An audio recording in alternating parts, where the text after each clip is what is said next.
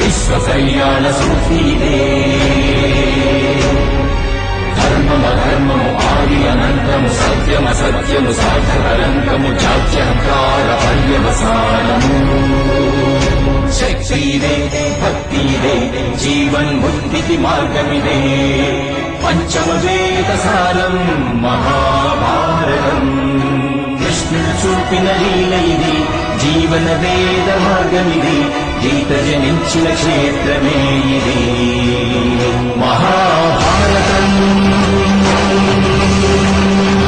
Mahabharatam